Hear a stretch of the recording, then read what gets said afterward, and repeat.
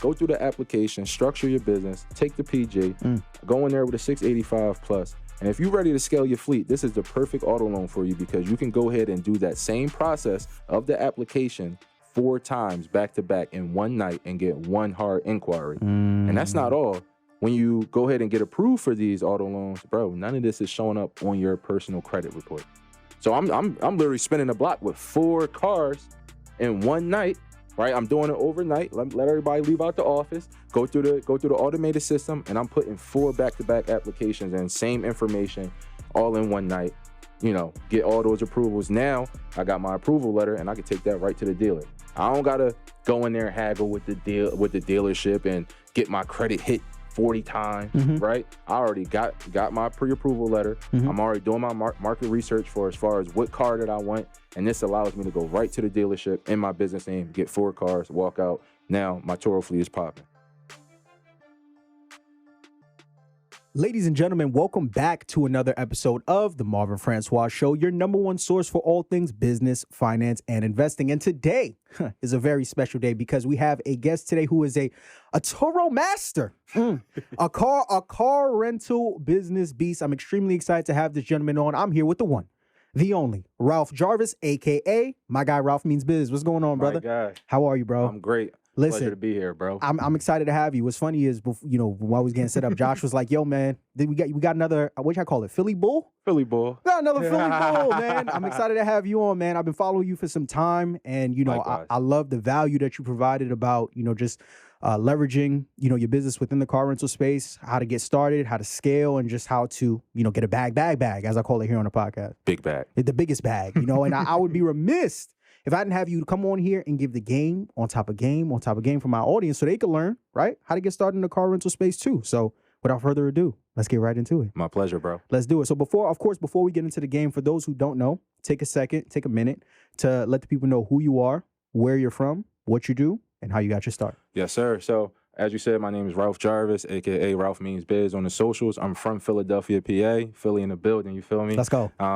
And what I do pretty much in the entrepreneurial space is just teach other entrepreneurs, new aspiring entrepreneurs, how to get started with multiple streams of income, how to kind of move from that 9 to 5 and start leveraging their time, start leveraging their assets into more income streams to secure their financial freedom. And as you stated, you know, a big thing for me was doing that through Turo, doing that through leveraging these cars to create more streams of income, especially having a 9 to 5. It made it really easy. So big on the entrepreneurship, big on teaching fellow people just like us who are trying to get into this game exactly how to do it by going exactly through my experiences. So let's dive a little bit more into your experience, right? Because everybody's walk into entrepreneurship is a little bit different from the other. Sir. You talked about going from 9 to 5 life to entrepreneurship.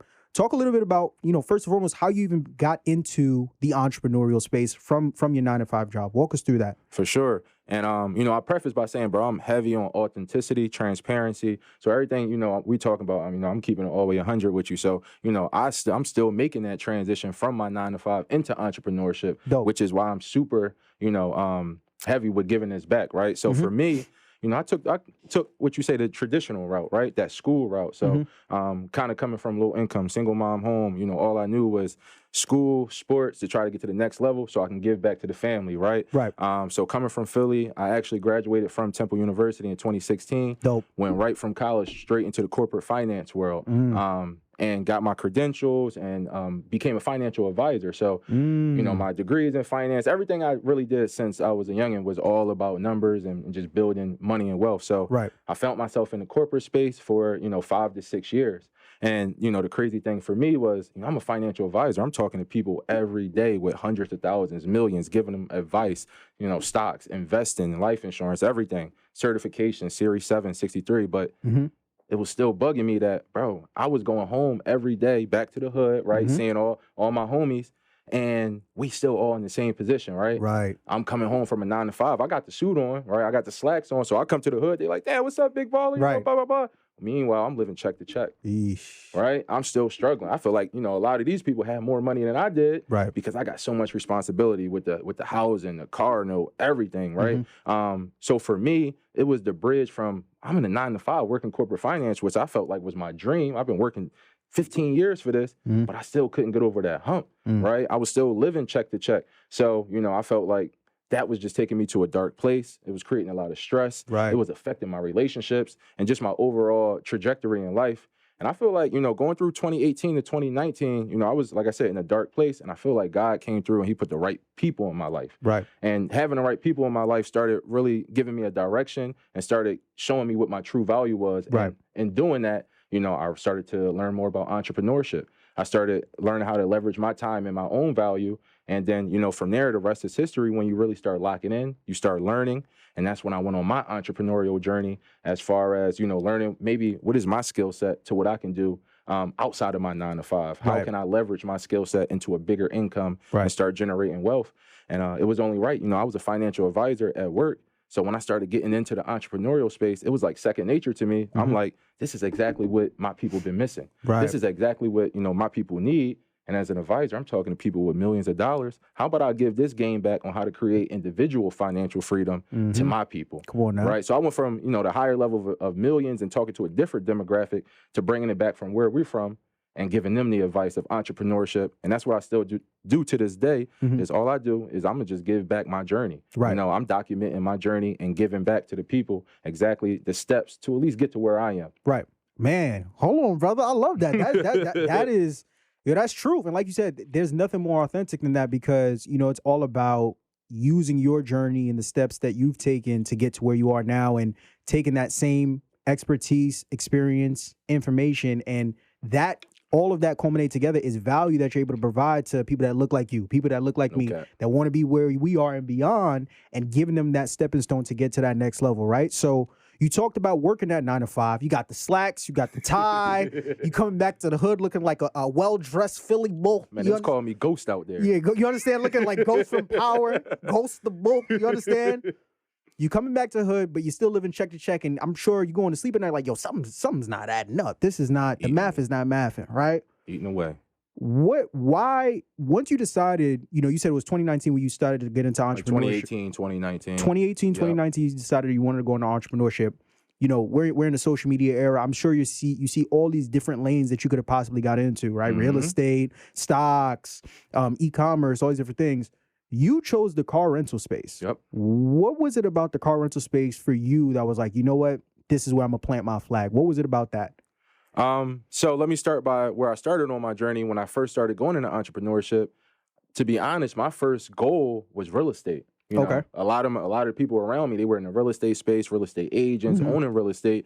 And I seen that as the quickest path to wealth. But when I got into it, I started to see how many different angles it was. And the biggest thing for me was the down payment, right? Trying to get the capital to get in there. It just wasn't working coming straight out of that 9 to 5 and that struggle I was telling you about. So lo and behold, doing that research, going into the rabbit holes, into 2019, something just popped up as far as like car sharing, personal car rentals, and then jumped on YouTube, right, where we live at, and just learning more about this. I started to see this thing called Turo, right, and learning more about this, I started to realize like, man, I can use my own car, which I had a car. I can use my own car and rent it out. And I told you that car note was kicking my behind, right? It was like $350. Car note was like $160. So I'm at like $500 a month. And a car that, I only used a couple days out the week, whether I took the train to work or I was off weekends. So I'm just like, man, people making money off of renting their cars from day to day, right? Actual money. And just diving into the rabbit hole, I'm like, man, this is something I can do, you know, especially whether it be the weekend or some days that I'm not using it. Let me see if I can maybe add to my income and maybe start work up to like real estate or whatever that bigger business is going to be or the next move is going to be. Right. So I seen it. I jumped into it to answer your question because it seemed very easy to transition to, and it felt like something that I could do, you know, without having to take years to study and just jump in. Right. Gotcha. And then from there, you was just rocking and rolling. Oh yeah, from there, you know, I know we're gonna get into it, but from there, it was just going on up from there. So now, so people understand where you are now. How you currently have a Turo fleet? How many cars is your fleet sitting at right now? So right now, I got 4 cars in my fleet, but that's going into 2023. I preface that by saying beginning of 2022, I was at 8. Okay. And 4 of them got total in 2022, which is part of the game. We can jump into it. We gonna get into that. Yeah. You know, they not L's when you know how to, you know, maneuver in this space. Right. Man, everything could be a profit. So 4 of them got total in 2022. So I came into 2023 with 4. Gotcha. And the 4 are what? I think you got a Tesla. I think one of them. Tesla, I got a Nissan Sentra, a Nissan Altima, and a Honda Civic. Gotcha. And if you don't mind us talking a little bit about the numbers, what do the numbers look like from on a month to month of just operating this business? What's the gross profit? What's the expenses looking like? Walk us through that. Definitely. So, of course, it's situational car by car, but I'll say as far as my economy cars, which are, the Hondas, the Nissans, the regular cars, you can expect, well, personally, I bring in somewhere between like 700 to 1,200 on an average month. Okay. Right. In the busy seasons, it can be even more than 1,200, closer to 1,500. So for the economy car, I think that's about norm, 700 to about 1,200. Okay. Now, when you start to go into more luxury, right, you start to talk about the Tesla. Of course, the note is higher. It's a more expensive car. It's you get a higher rate for it. So usually, a daily rate around about 150 for a Tesla. Dope. I'm seeing around like 1,500 to 2,000 per month with those luxury cars. And I think that's kind of where I am with my fleet as far as income per car. You start to think about expenses. You have things like insurance, maintenance. I personally use commercial insurance. So, there are actually commercial insurers who work directly with car sharing hosts to set up policies for specifically what you do. And those policies are about $60 to $70 a month. So for each car, I'm at about $65 per insurance. I put away about 10% in maintenance and give or take, maybe some gas if you drive in the cars. But, really that's all because everything else is reimbursed by reimbursed by guests or the Turo platform itself. Got you. So roughly net profit, you're looking at around like what a month across all four of the cars? So another expense is also the car note as well. So great question. So when you talk about a car that you may finance, an economy car, let's take my Honda. I think my Honda is about $350 a month. As I said, you about $60 for insurance. So let's say you had about $410 there. Honda's bringing in about $1,000 a month. So, I'm netting about $500 to $600 a month. You jump up to my luxury. So the Tesla, when that's renting, I'm getting about, like I said, $1,500 to $2,000 a month. The note on the Tesla, commercial financing in my business name is about $1,000. Insurance still about $60. So I'm netting about $900 to $1,000 on that one. Good, beautiful. Okay. So I didn't just bring you to come on here and talk about what you do. I came on here to bring you on here to teach these people how they could do what you do and beyond, right? So let's dive into it, right? Give it to the people. I want to dive into how others can dive into this car rental space because it's a very dope space to be in. I've seen people like yourself and so much others have success in it. So I want to break the game down step by step, play by play, so that people could take the information and run with it. So can we do that? Is that what you? That's why I'm here. Let's rock. You brought me to New York. Come on, man. Let's go. Man, I got a Philly bull in the building. Man. You got me driving up 95. Let's go. Let's do it. Let's rock. So first order of business, right? We can't have a car rental business without having the car, because you can't rent what you don't got, right? So let's talk a little bit about that. If I'm looking to get into the car rental space, how do we go about choosing the right car for Turo? Because like you said, I know people that are on Turo with Mercedes, and at the same time, I also know people that's on there with Priuses. I know people that's on there with Teslas, and I know people that's on there with Nissans, right?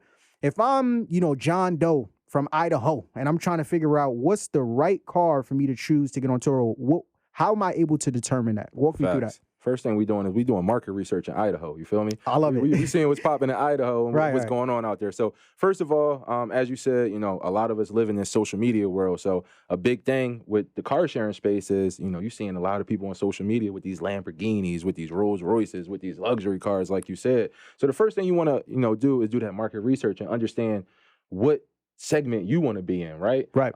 So for me, like I said, I'm all for the new aspiring entrepreneur getting off that 9-to-5 grind, increasing that income. So I feel as though, the best thing to jump into is maybe an economy car, because I keep it 100. The economy car is going anywhere in the country, right? No matter what state, what city you in, everybody going to need a car. When they car down, when they come in to travel, that's why these big rental car companies that's why they have big rental car companies. So when you start jumping in, first thing you want to do is that market research. And for me, I always advise people, jump on the Turo app as a guest, right? And look at the Turo app about a month out. So do like an imaginary book trip about a month out and see what cars are on the app. See which cars are being rented the most. Right. See what cars are being rented at what rate, right? See if it's an economy location. Okay. See if it's a luxury location. Because I will say there are some luxury locations. Right. Like a Vegas, right? Like in Atlanta, like in Miami, where it's all travel destinations. But if you're not in one of those travel destinations, see what realistically what car is going to boom for you. So for me, when you get into the game, you want to do market research, jump on the Turo app, see what's popping in your area, and be realistic about what kind of car you can start out with. And then kind of double back and see where your finances are and figure out how you want to get into the game, right? Because some people already got a car. Some people might already have an asset that they can put on the road, or you might need to go buy a car. So you need to figure out what is your entry point going to be once you do your market research. So with you have 3 economy cars, if I remember correctly. Correct. And you have the Tesla, which is a little bit top to higher tier, correct? So I just want to say the Tesla got totaled, man. Okay, got you. You keep bringing my Tesla up, man. You're gonna bring my tier to it. I'm not trying to. Yeah, I had three economies in a luxury. So my baby got totaled a few months ago. So R.I.P. to the baby. let's get into that. But all your cars are based out of Philadelphia, correct? Yes, sir. So now my question is, based off of your market research, I'm assuming it was you getting the Tesla was a byproduct of the research that you did at the time. Like you were able to do the research. You saw like, okay, this is a car that will work here. Because like you said, economy is more general, right? It don't matter. Chances are, whether you're in Philly or Texas or New York, whatever case may be, a Nissan Altima will probably get pretty good bookings. I like Nissan Altimas. There you go.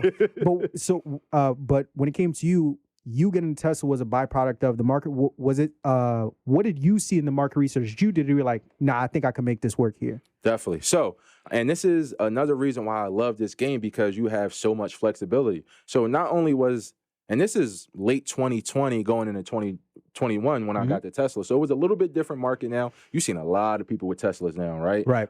It's becoming more of a common car. But back then, you didn't see a lot on the road. And when you seen them on the Turo app, people getting like $220 for a Tesla Model 3. So I'm just like, wow. I'm looking in my market. I see a lot of listings of, not a lot, but I see a decent amount of Tesla Model 3s to let me know that it's a viable option. And then I'm looking at the price and I'm just like, man, if I can get 10, 15 days out of a month at $200 a pop, I'm looking at $2,000, $3,000 a month. So not only did the numbers speak for themselves, but the inventory did. But like I said, the Turo game allows you flexibility because you don't have to rent your cars every day, right? So I'm getting more cars. I got all economy. So sometimes I drive them. A lot of the times I'm renting them for the most part. But I'm like, man, I want something I can drive too, right? So then I'm just like, all right, I'm starting to learn more about commercial finance and how to get these cars in your business name. And we're going to talk about that. Right? Oh, yeah, I got the sauce for you. Come on now. But when I was looking at the numbers supported it. But then I'm just like, man, if I can make this work for 10 days, 12 days out the month, well, that $1,500 is going to pay the car note. Now I got a Tesla free and clear. So to answer your question, a big part of it was the market research supported it, but also the Turo business allowed me to drive that vehicle for free and finance it pretty much very easily and finance it for free. Got you. Okay, this is getting good. All right.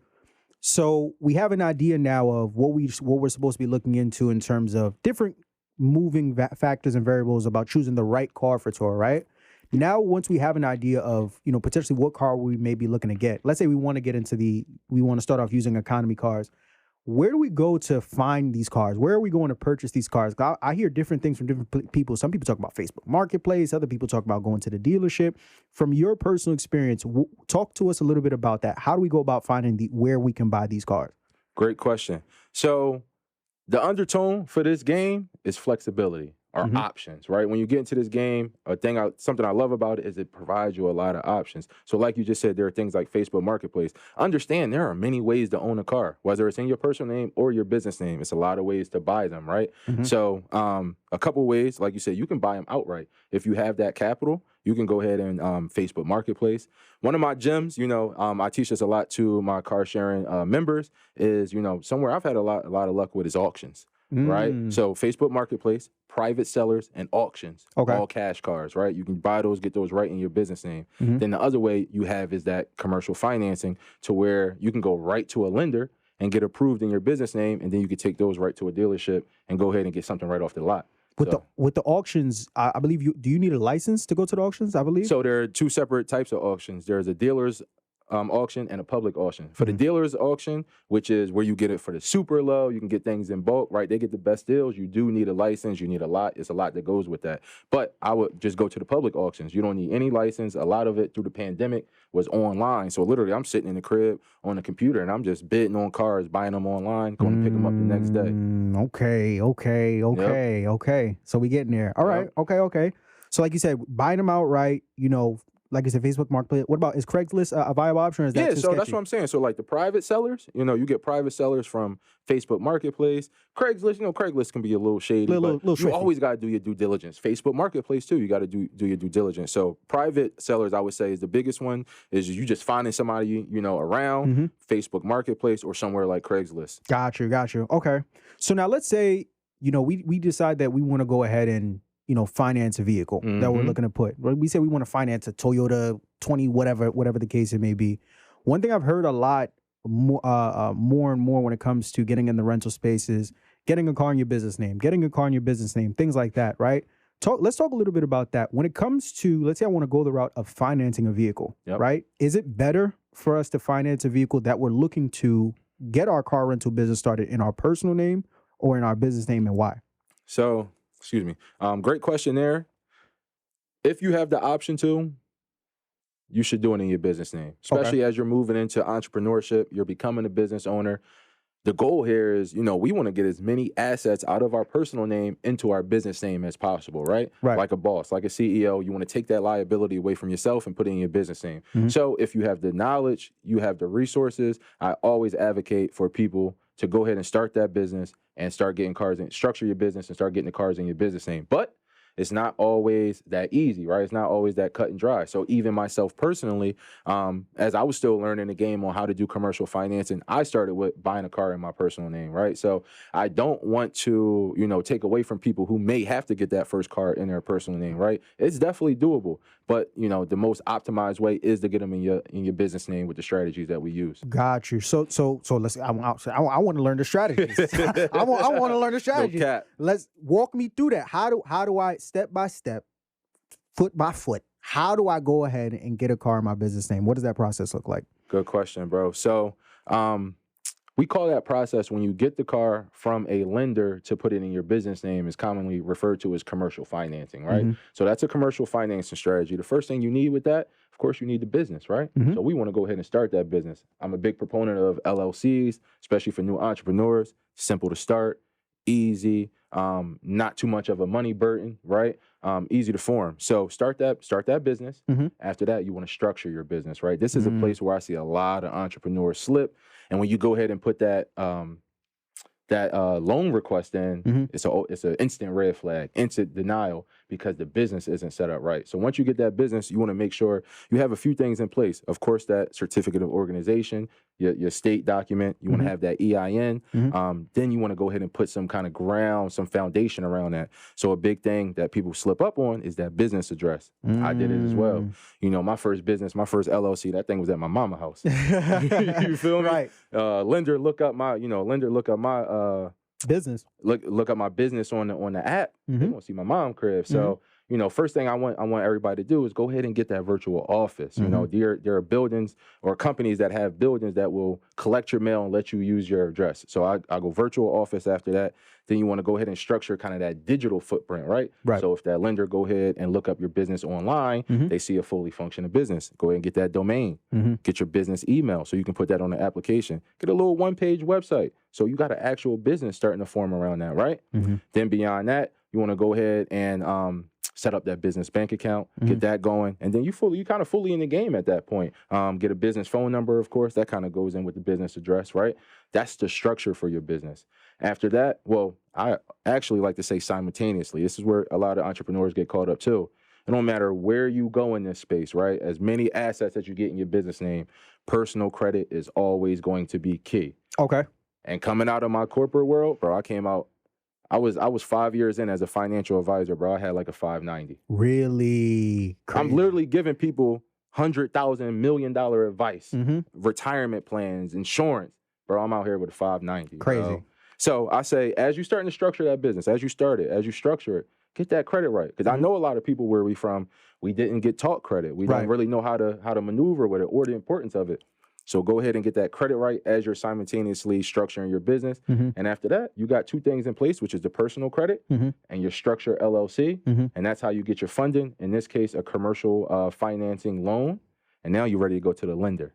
All right. So you want to jump into the lenders now? You want to jump into the how that is? No, of course. Well, give the get. Go, bro. This is your show at this point. Go ahead, brother. My God. So, you got your personal credit right. You got your LLC started and structured. Now you're ready to hit them banks. You're ready to hit them financial institutions. So, people may have heard it. It was very popular in starting 2021, 2022. But, one of my favorite lenders is Bank of America. Right? We call that the BOA play.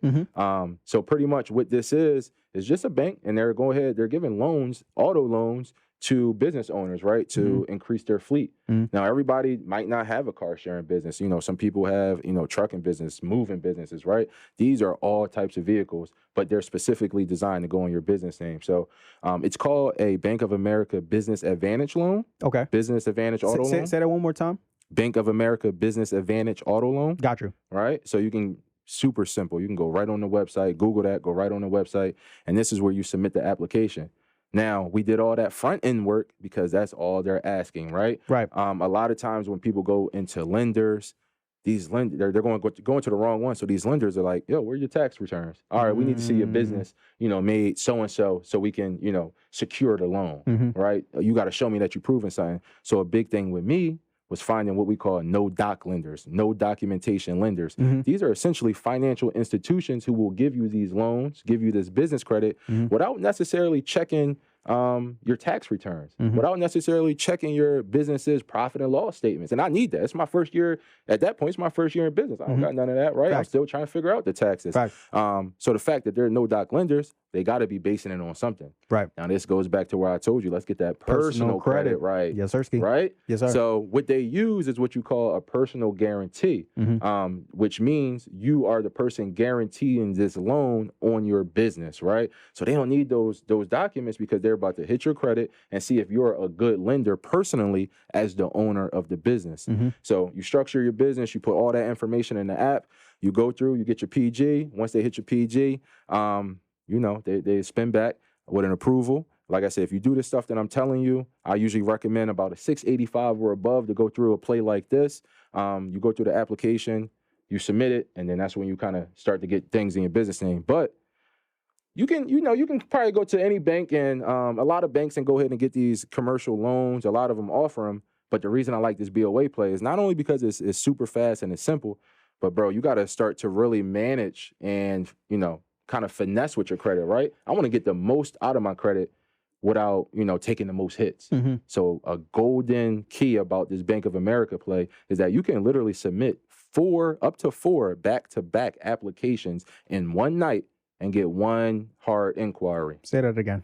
Bro, you can literally submit. I'll jump out this chair right now. Go ahead. Go ahead. Bro. And I think I fell out my chair when I learned this, bro. You said, go ahead. I don't want to interrupt you. Go ahead. Go. Bank of America Business Advantage Auto Loan. Go through the application, structure your business, take the PG, go in there with a 685 plus. And if you're ready to scale your fleet, this is the perfect auto loan for you because you can go ahead and do that same process of the application 4 times back to back in one night and get one hard inquiry. And that's not all. When you go ahead and get approved for these auto loans, bro, none of this is showing up on your personal credit report. So I'm literally spinning the block with 4 cars in one night, right? I'm doing it overnight. Let everybody leave out the office, go through the automated system, and I'm putting 4 back-to-back applications and same information all in one night. Get all those approvals. Now I got my approval letter, and I can take that right to the dealer. I don't gotta go in there and haggle with the dealership and get my credit hit 40 times, right? I already got my pre-approval letter. I'm already doing my market research for as far as what car that I want, and this allows me to go right to the dealership in my business name, get 4 cars, walk out. Now my Turo fleet is popping. Mr. Jarvis. Crazy, bro. I see why they say you mean business. Because you came here, you came to talk about business, brother. Man. This man came with a black shirt and said, it's about to be your funeral. I'm killing the game. I love it. It's an all-black party, baby. This is getting good. Okay. This is getting really, really good. But you closed out and you said something that was actually gonna segue into my next question. When it comes to getting these cars, right? Because typically most of us don't know about, going directly to the finance, directly to the lenders, Bank of America or whatever, wherever else we can go. Are you totally against, like, if we're looking to get a car for our car rental business, are you totally against going to the dealership, or are you kind of like 50-50 on it, or does it depend? Where are you when it comes to that? Now, when you say go to the dealership as far as finding financing?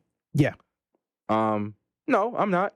So you can actually do direct to dealership business financing, right? Okay. Before I get into that though, just to jump back on this BOA play. Talk to me. That is one of my favorite plays, but I don't, because that was a great question as far as direct to dealership. You don't have to run the BOA play, bro. I ran it because you could do 4 back to back. Why would I want 4 cars, right? But say, that play doesn't work out, you want to go somewhere else, bro. You can run that play with so many institutions. You got other ones like Ally Financial. They'll do commercial financing. And another one, like you just said, you can go direct to these dealers. So places like Mercedes-Benz, Honda, Tesla, they will all pretty much do that same process of taking your business information, doing a PG, and give you these auto loans. So I'm definitely not opposed to going to the dealership. I'm opposed to going to the dealership with a personal, in my personal name, because I've been there before, right? Right. And I went in there with, when I had my regular car at 650, and they didn't shop my credit score out to 30 banks, and I left it with a 580 and a $500 car note. Yeah. So I'm definitely against that for my bag chasers, right? I don't want nobody had to go through that process. But as far as if you need another play, like I said, you can literally go to these dealers. If you don't run direct to a bank, go to these dealers and get funding from them as far as a car loan in your business name using the same type of style as a PJ. So now, the main reason I asked about going directly to the dealerships is because, as I'm sure there's always been this huge stigma around going to these dealerships because snake oil salesmen, and they trying to all the fine print in the paperwork and the contracts and things like that. Let's say someone's like, I don't want to do the BOA play. I want to go directly to the dealership to get my vehicle for my car rental business. From your personal experience, and you talked about it, obviously one of the biggest ways to avoid getting got is making sure your personal credit is right. Is there anything else that we should be looking for when we're going to these dealerships to get this car for our business? Yeah, great question. And that actual perspective was one of the reasons why I went to the bank first, right? Because I'm walking out of it with a pre-approval. So the first option is to mitigate that. Get your pre-approval first. Now I'm walking into the dealership with my mind made up. The car, I already know the price. I already know what my make or break number is. So if it goes above, I'm good.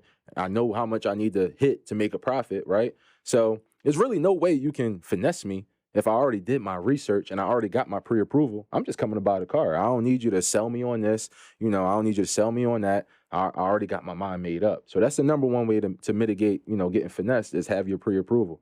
Second is, like I say, with anything, any endeavor that you want to take on, do your research, right? Understand the ins and outs of buying a car, right? What packages you need, because, a lot of times, you want to get the gap just in case, if something gets smacked out. What was the gap? For those who don't know, what's the gap? The gap insurance essentially is when it's like a package that you can get from dealers that will pay the remainder or the difference of your balance of your car compared to what you've paid on it in case it gets banged out early, gets into an accident early, right? So let's just give it a little example. If you owe $25,000 on a car, right? And when you drive off the lot, it's 20% depreciation. And this applies a lot, in your first couple months to a year in the car rental game. Say you drive that $25,000 car off the lot, and now it's worth $22,000, right? And you haven't had enough months to kind of recoup that difference. Right. So it's a difference in the market value compared to what you owe on your finance value. Right. Gap insurance says if you pay this low amount extra per month, no matter what happens, if there's a gap on what you owe compared to what it's worth, we'll pay that. Okay. Right. So, you don't want to get caught with an extra $3,000, right? And that's good. Although Turo, and we can get into that, although if you run the play as far as Turo, the way that, I teach it, always being secure, theft, and pretty much damage protection, you'll be covered, right? They'll reimburse you. But there are still some cases where, say the market drops, right? And we're in a crazy car market, right? It was super high in 2021, or 2021, 2022. It's starting to come down. So if you bought a high price car in 2022 and now it gets in an accident, you're going to owe a difference, right? So Turo only gives you $21,000, it's still worth, I'm still owe 25. You want that gap insurance to cover the rest. So that's one thing, understanding the small nuances that you need to do when you buy these cars, you know, gap insurance, the warranty, right?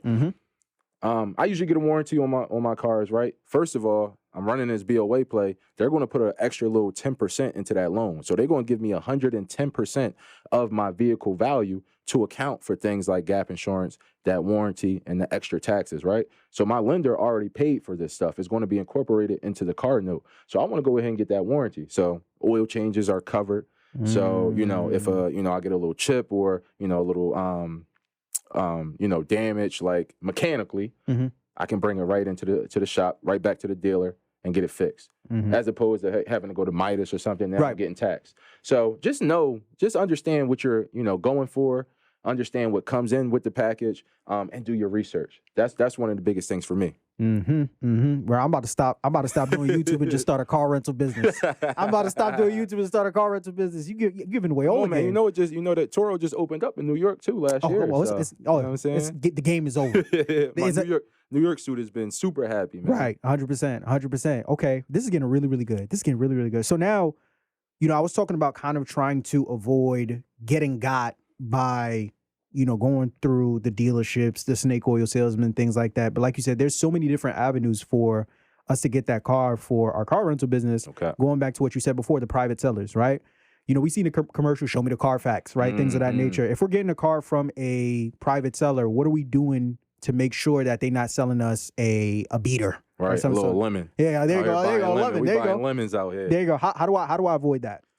And I preface, like I said, I'm all about transparency. I done bought a lemon before, bro. Okay. I done bought a lemon. So nothing is 100% that you about to get away. I done bought a lemon, right? Right. But I think one thing you just hit, you know, one great aspect is the Carfax, right? Right. When you go buy these cars, yeah, it might be an extra $80, $100. But if you're about to spend $5, $6, $7, $10,000 on a private car, I think it's worth it. 100%. Right? So one, I want to get the Carfax so I can understand if there's been any accidents, any damage, overall value, right? So that's number one.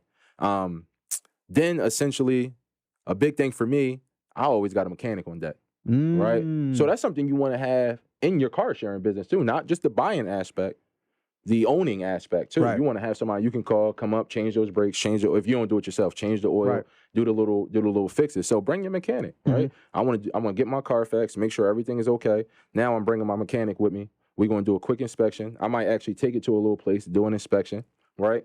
So those are two very powerful things, is Carfax, as well as having a readily available mechanic, and we're just getting an inspection on it, right? Third thing is do the research. Okay. That's a theme here, right? Do your research. Yeah. Buy your vehicles based on factors of reliability, durability, cost efficiency. So those are big for me, right? How can I leverage the bang for the buck, right? So if a Camry costs a Toyota costs $10,000, but it's going to last me up to 200,000 miles, I think I can get, 4 or 5 years on a Turo. That reliability factor is there, as opposed to, I'll even go like luxury things, like maybe like a Maserati, something like that are, I had a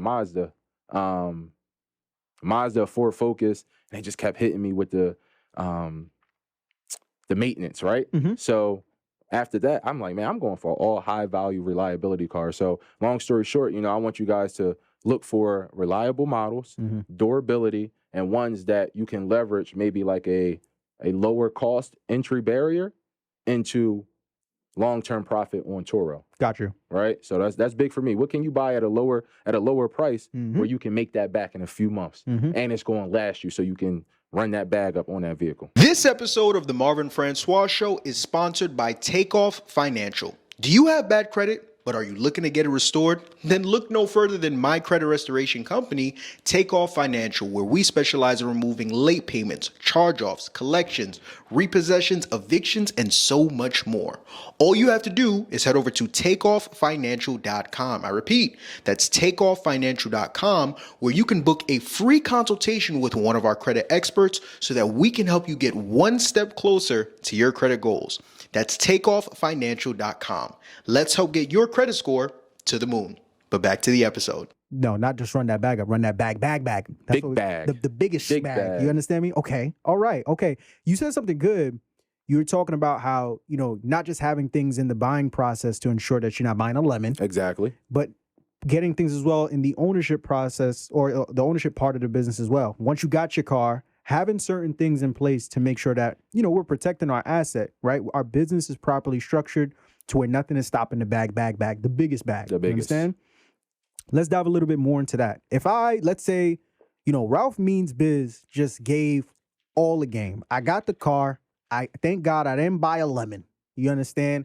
I ran the BOA play. I got it through a private seller, Ally Financial, whatever it may be. I got the car. Mm-hmm. I need to know now, what are some of the key purchases that I need to make to ensure that I'm running my business is running smoothly and efficiently? Because remember, this is a rental business.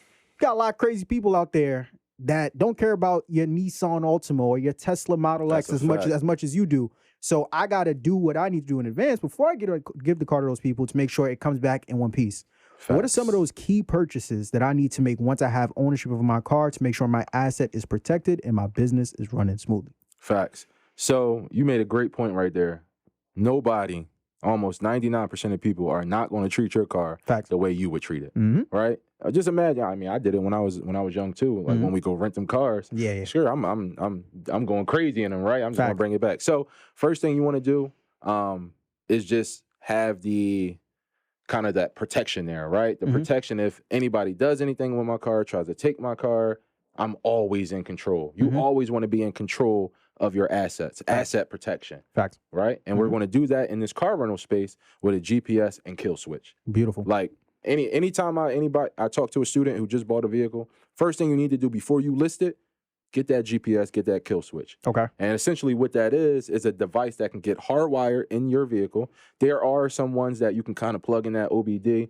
I don't really use those because if somebody about to take my car, they're going to pull it right out, right? So kind of defeats the purpose there. So I'm getting a hardwired GPS kill switch. It's a device that you kind of put into your mechanical system of your vehicle. You get like an automotive tech to put it in there. Now, what this allows you to do is literally track your vehicle location everywhere it goes. And more importantly than tracking it and knowing where it's at all the time, this allows you to kill the car if anything starts getting fishy, right? And it's happened before. I've had to do it multiple times when somebody, they don't bring that car back on return day. When a Philly bull. Philly bull start acting like a Philly bull. Well, there you go. There you go. So now I need to protect my asset. So this allows me to literally kill the car. The next time that car turns off, is not turning back on. And I got the location, so I'm going to go get my asset. That's number one. Next thing you want to do is go ahead. We talked about it a little bit before. Is get that commercial insurance. Okay. So a big thing that people kind of get caught up on is how to insure your car. Turo does have not an insurance policy, but they have coverage plans that will reimburse you if damage happens. So it's pretty much like insurance. They go through Liberty Mutual. They go through Travelers now. It switched up last year to be able to reimburse you. But you also still, just to be able to drive your car off that lot, you're going to need your own insurance. And big corporate commercial companies haven't necessarily caught up to this car sharing space yet. It's still a new space. So a lot of these personal policies and just overall regular policies don't necessarily factor in car sharing, personal renting of your car. Okay. And if they find out you're doing it, they will cut you. Yeah, it's done. You're done. Yeah, you feel me? Done. Yeah. So you don't want to lose your insurance policy. Facts. So what we're doing is we're getting commercial insurance to go with commercial insurance providers who have crafted policies that are specifically for car sharing hosts. So that means worst case scenario, if Turo doesn't reimburse me, right? Right. Something happens and I don't get reimbursed. Hopefully with these strategies, I have never not been reimbursed. And most of the time I make more than what the actual damage costs. But let's just say it doesn't happen. Now you got your commercial insurance policy. You don't got to call, your personal insurer and say, hey, and make up a story. Because if you tell them somebody else was renting and driving, they're not going to cover you for the personal insurance policy, right? Right. And if you got a $25,000 car, let alone a luxury, and you still owing money on it, and you don't get insured, you're done. We talked about that personal credit. You're done now. You're finished. Right? So this commercial policy, if you don't get reimbursed, you can literally call them and say, hey, I got into a renter got into an accident on this platform, and they already know what the game is, so they'll reimburse you. And now it's a lot new commercial insurers, a lot more popping up. I won't say a lot, but it's definitely. Are there any that you would recommend?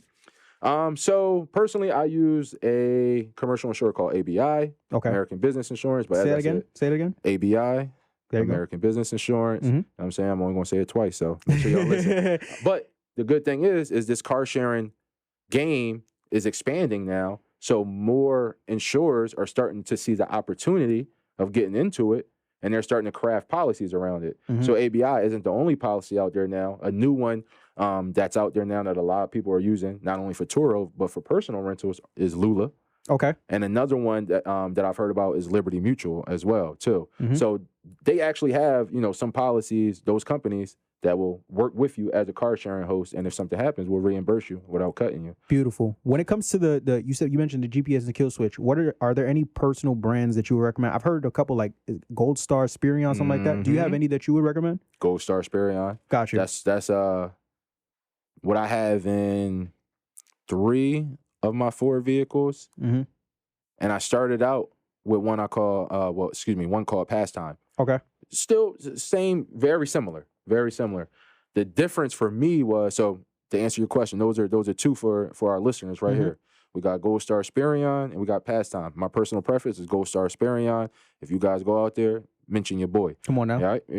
So Gold Star Spirion actually integrates with my car sharing management platform, right? So a platform that I use to manage all of my bookings, manage all of my numbers, send out my messages, communication with guests. They actually have a place that will integrate with Gold Star Spirion, and now you can kind of see where the car is. You can do the kill switch. You can do everything right from my car sharing management platform. So those are probably my 2 favorite when it comes to Gold Star and Pastime. When it comes to the GPSs, I love it. You know what's beautiful is you started off this episode and you said you want to keep things authentic, right? And I think it's important, and that's why I wanted to have you on here, because you on social media like I'm on social media.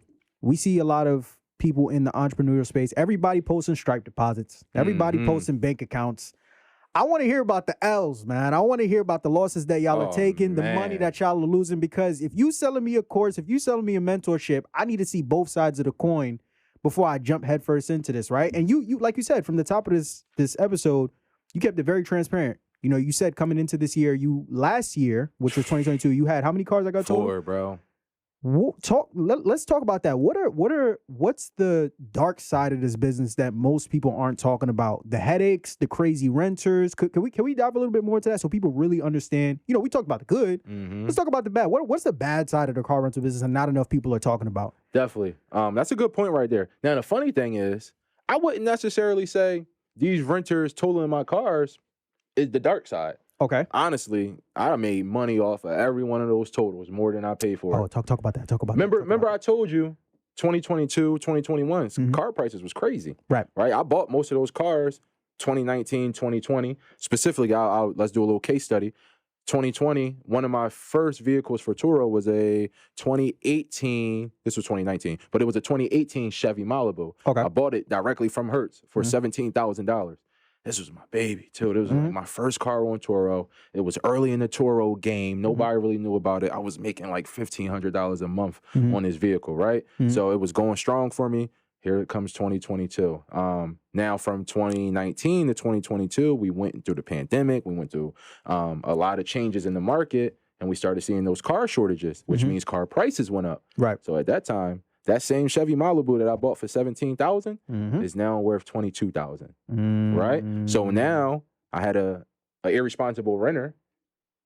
They totaled the car, right? And it's a headache because you don't want to see any of your assets get totaled, because in the long run it could probably make you more money than you're going to get kind of on that back end, right? Right. But things happen. So when they totaled the car, I did all my procedures as I break down. With my members, with my students, I did all my procedures as far as the pictures, the lockbox, everything, right? So I was covered. So once again, I got covered for the damage. It was total. So I had to get the fair market value of the vehicle. That vehicle came back, like I said, at about $22,500. I bought it for $17,000. I had it for 2 years. Turo was paying the car note, so I didn't still owe $17,000 on it. I owe like $14,000 on it, right? So They sent Hertz to, or no, I'm sorry, I think it was through Capital One. They sent Capital One the check for the 14, but it was worth 22. That's an $8K difference. And where do you think that went? In your pocket. Yes, sir, ski. That went right to the business bank account. So that's an $8,000 come up on not something I can control, but just leveraging my asset, making income. That's not even counting the money it was making me every month. So I was probably paying like $450 insurance car note on it. And like I said, it was good times, bro. I was making like $1,500 on that car in 2019. Right. Going into 2020, 2021, it was like probably between $800 to $1,100 a month, which is still good money. I'm pocketing like $500, $600 net every month on it. So I think I did the numbers. I think I made like 11 grand on that one vehicle through rental revenue, right? 11 grand in that 2.5 years. And then I got a check for $8,000 when it got total, bro. No, hold on. It's not, you got to say it. You got to say it. So you get $8,000. $8,000, Come bro. on, brother. Okay. On top of the 10 I already made. So I literally made about $18K off of a vehicle, that I financed. I really never paid any money for it because I financed it, no money down, and every car note got paid by the way of the rentals. So it's like a free asset. Free asset, free money. So that was just a little quick story for you as far as like a lot of people think damage and cars getting totaled is the dark side of this. But if you play your cards right and you take the right precautions, bro, that can be a come up for real. The dark side is just having to deal with people all the time, right? Just the negative nature of some people, when they're in somebody else's asset or in somebody else's whatever it is, right? So, you're going to just get just like any business, you're going to get just some negative people. You're going to get people who don't care, who are just headaches, right? Yeah. So guest and client relations can be a headache, especially if you're not used to dealing with people. See, I was in the corporate finance space, so I was talking to multiple people every day, and not everybody is a great client, right? So people have attitudes, they have their predetermined disposition. Same thing in business, bro. So to answer your question, one thing that is the dark side, can be the dark side of this business, is you got to deal with people. Yeah. You got to deal with all types of people. Right. And sometimes it's not always the best experience, but you got to keep trucking through. Number two, it's just overall vehicle maintenance, bro. Like, think about your vehicle. I know a lot of people have gone through it, bro. It just sucks when something happens on your car, right? And you got to take it to the shop. You get in a little accident, right? So when people do get in accidents and it's not fully totaled, I gotta take it to the body shop, right? I gotta find different body shops. I gotta wait it out. So, like I said, vehicle maintenance, just having to take care of, like when I was up to like 8 cars, I had to take care of 8 cars, right? I had to get 8 inspections every year. I had to keep up with 8 brake changes, brake pad changes, right? I had to keep up with 8 times, 32 different tires that I need to change per year. Rotations and things. Crazy. Right. So to answer your question, bro, the dark side can be dealing with all types of people as well as just keeping up with a multitude of cars. But that's where we put systems into place and we start to scale, and, we turn this dark side of things into a mindset where we know it's going to happen and we put systems around it to take care of it with the most efficiency. Beautiful, beautiful, beautiful, beautiful. Another thing I wanted to talk about kind of in that dark side realm, you talked about slow seasons, right? Like the reality of our car being booked every single day, probably not likely. That'd be beautiful for business, right? But chances are it's not the case. When it comes to, remember, this is an asset. We want to try and get as much money from this thing as possible, right? We want to go ahead and run up that bag. Are there different things that we can do to monetize our, cars, our cars that we have for our car rental business, maybe outside of Turo, to accommodate for like slow seasons, right? Because it's not a matter of if, it's a matter of when. Slow seasons will come.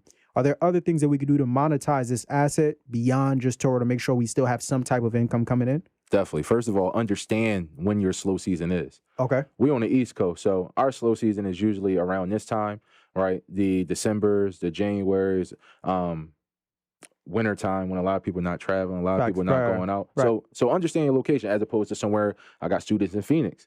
Their slow time is kind of the summer when it's 130 degrees outside and nobody outside. Yeah, I ain't renting nothing. But kind of like in that winterish and spring is great weather out there. So that's their popping season. So understand your location and you'll be prepared for your slow seasons. Number 2 goes back to something we talked about before. Get the right car. Because a Lamborghini, a high value luxury car, like all those exotic cars you see, they're not renting every day. And in the winter, like they probably put up somewhere, right? Right. But when I talk about my favorite type of cars, right? These economy cars. Fact. Bro, it ain't like, it's not really a slow season for economy cars, bro. Okay. You feel me? It's definitely some that are down a little bit, but for the most part, bro, people gonna need economy cars year round. People cars break down in December, they break down in August, right? So second thing is get the right car. Understand your market. Understand what type of vehicle is going to get the most revenue, right? And is doing the best. And like I said, for me, it's an economy car. So those economy cars are going to kind of go all year round. And that's a big thing for me with, you can't avoid slow season. You can only, trek through it. Right. So you kind of also talked about other income streams. Now, you don't got to be going through a slow season to want other income streams. You might just not have a booking for 1 week or a weekend or a couple of days. And you, man, how can I get more money off of this, right? So for me, there are always other ways. I think about there are always other ways to monetize this asset. Turo is not the only platform, right? Turo, a lot of people who rent on Turo are going to be people who are kind of visiting. Tourists. Right? Yeah. Tourists. But you also get your locals, right? A lot of my clients in Philadelphia are locals. Maybe their car, broke down. They don't have a car. They need to get around. So that's a demographic, tourists and locals. But there's a whole nother demographic that you can touch. And these are people who need cars to work, which we call gig workers. So 2020 and 2021 exposed the importance of things like DoorDash, Uber, all of those things. So you can literally get into a market and you can start renting your car out to these gig workers. So think about, like, put the reverse lens on, right? You don't have a car. You might not even have a job, but you want to do what we're talking about. You want to start creating another income stream. So one of the easiest things, man, I'm going to start doing DoorDash. I'm going to start doing Grubhub, but you don't got a car. Right. Man, you can go rent a car on platforms like Hire Car. You can rent a car, and now you can start doing DoorDash. So you can pay off the $50 a day on a car. If you're making $100 a day, $150, $200, I don't really know what they make, but say $150, $200 a day, now you're making $150 minus that $50. With an asset, like, you don't even have to hit your credit. You can have bad credit. You don't even need a car. So spin that back to us as a host. If I want to go a different direction, right, I can start renting out to these gig workers, renting my car out to people who don't necessarily have a car, who need a car to make money. And what I've seen with these people, nobody, like I said, nobody's going to take 100% care of your car the same way you did. But these people are using your vehicle to make money for themselves. Right. So they have more of an incentive to kind of take care of your car because they want to keep it as long as possible. Facts. So it can keep making them money, right? Not only that, but then you find people, I found more or less on a platform like Hire Car, because they're doing gig work, it's not just a weekend trip. It's not just a week trip. They're just not here for 4 days, right? They're about to, a lot of times you get multiple week to month long to year long rentals with Hire Car, because essentially it's like their car. They're doing gig work every day. You never know when they might do it, right? So they don't really have a predetermined time when they might want to bring it back. Right. And a lot of times when they, their time end date comes up, they're extending it for more. So I say all that to say, Hire Car is another way to rent to a different client demographic that has different pros, different cons as well. But, I see that they're longer term rentals and it's a little bit more incentive to, take care of the vehicle. So that's one for me. And I'll give you another one too. Let's do it. Let's go. All right. Come on, I gotta get a game out, bro. I love it. Right? Let's go. So to monetize your vehicle even more, now this goes to maybe a different subset. It depends on what type of car you have. We talked about the luxuries, we talked about the exotics as well, right? I told you my favorite is kind of those economies, but some markets may support the exotics. But if you do find yourself in the exotic or a luxury, there are definitely places for that too, besides just a regular rental. You can start using these vehicles, and it doesn't necessarily have to be a luxury. It just gotta fit the bill, right? Right. You can start using these vehicles for things like proms, renting them out for proms. You can start doing it like if you got trucks, you can start doing things like, renting it out to people who may need to move back and forth. Facts. And things like photo shoots, rap videos, and things like that. Facts. And I mean, you don't gotta have like a Lamborghini for a rap video. Like, I know a lot of rappers who don't got Lamborghinis in their videos. They might got the Charger SRT. Facts. Right? And I know a lot of people who got Chargers and Challengers and Hellcats and Trackhawks as Turo cars. Facts.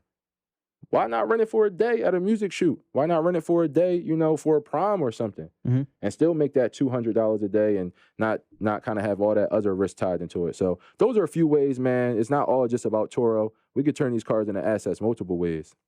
Ralph means business. Come on, man. You mean business. You know why I'm here. This messing with the man. I'm so grateful and thankful for you coming on here and blessing the audience with the game on top of game on top of game. I know we have to get you out of here. One final question to wrap this thing up. Answer this question. Fill in the blank for me, right? We got the game on how to start, get the car, start the business, structure the business, the dark times, slow seasons, everything. Finish the sentence for me. You should not get into this line of business if blank.